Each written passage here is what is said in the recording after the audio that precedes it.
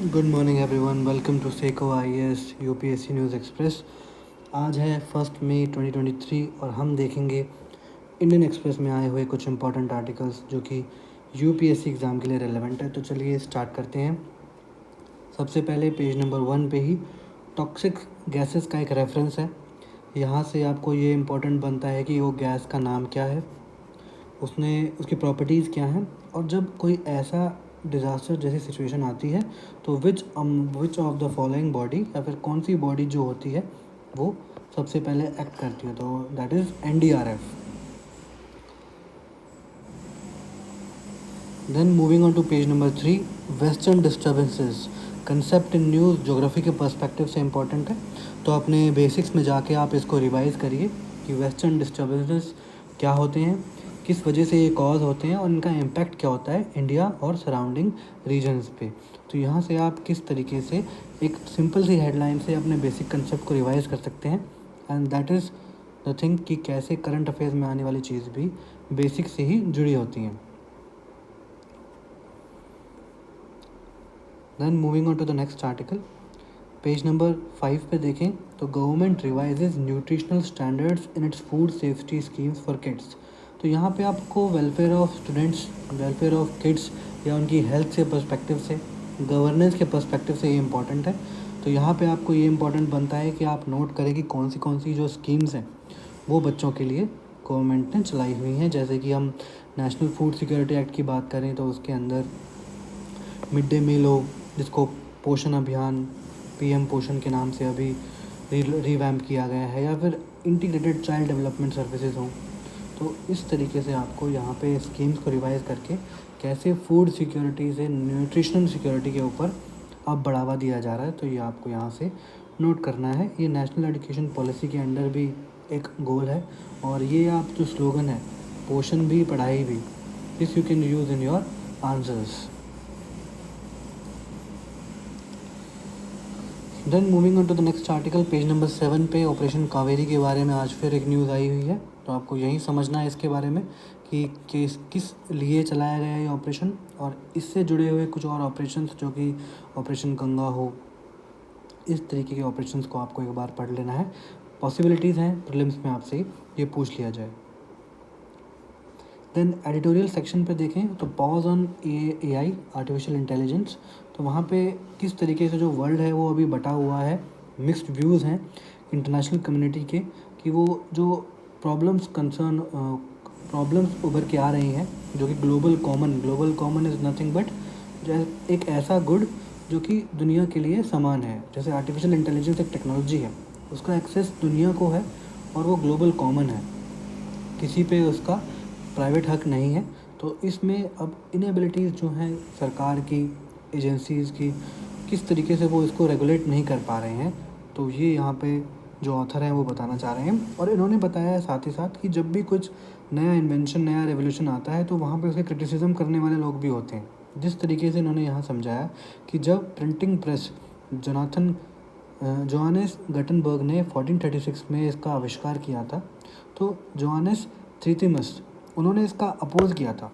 Reason क्या दिया था कि ये जो मॉन्ग्स हैं उनको लेज़ी बना देगा, और जो स्क्रिप्चर्स जो लिखे हुए थे उनका जब प्रिंटिंग स्टार्ट हुआ तो उनका ये अपोजिशन आया कि ये जो गॉड का वर्ड है it is about spreading out through hard work of written chronicles. तो यहाँ पे इन्होंने इसको प्रोटेस्ट किया, लेकिन वो देखिए प्रिंटिंग प्रेस किस तरीके से रिवोल्यूशनाइज कर दिया हर चीज़ को।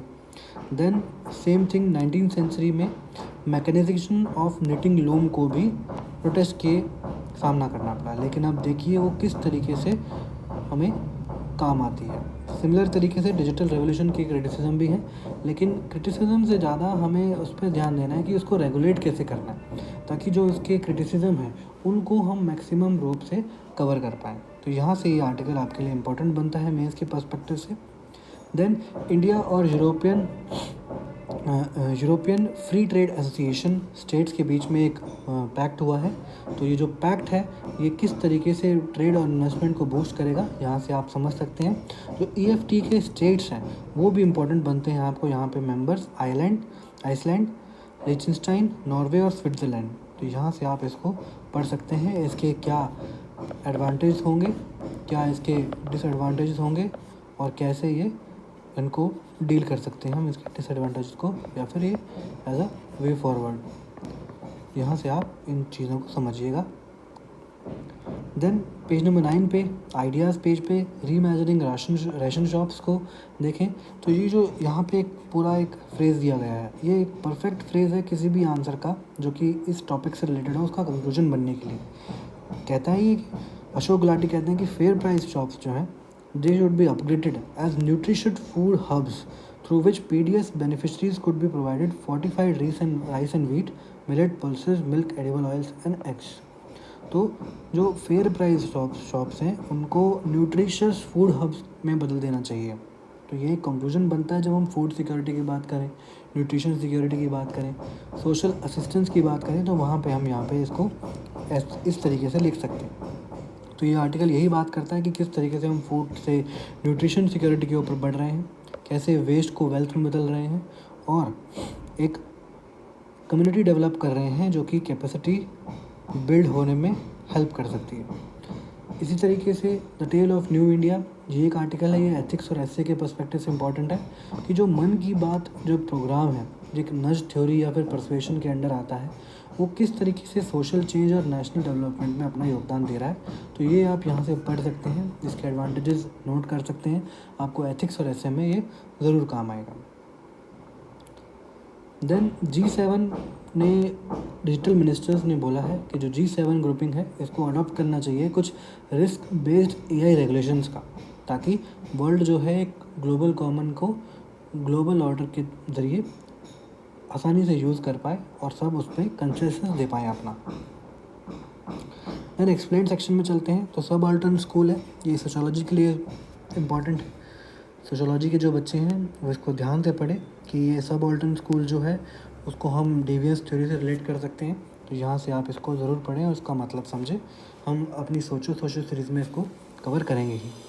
बाकी एथिक्स के पर्सपेक्टिव से दोबारा से अंडरस्टैंडिंग द PM's मन की बात, तो वहाँ पे जो हम पिछले पेज पे आर्टिकल पढ़ा था उसका ही कंटिन्यूशन है कि इससे क्या इफ़ेक्ट पड़ता है, क्या इसके मेन मोटिव्स हैं, गोल्स हैं।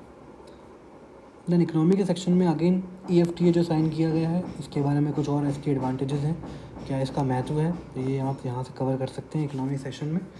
तो आज कुछ यही इंपॉर्टेंट आर्टिकल्स थे हमारे न्यूज़पेपर में। आप पढ़ते रहिए, आगे बढ़ते रहिए। न्यूज़पेपर कवरेज का बिल्कुल भी टेंशन मत लीजिए, हम आपको बताएंगे कि कौन से न्यूज़ किस तरीके से इम्पोर्टेंट है और कहाँ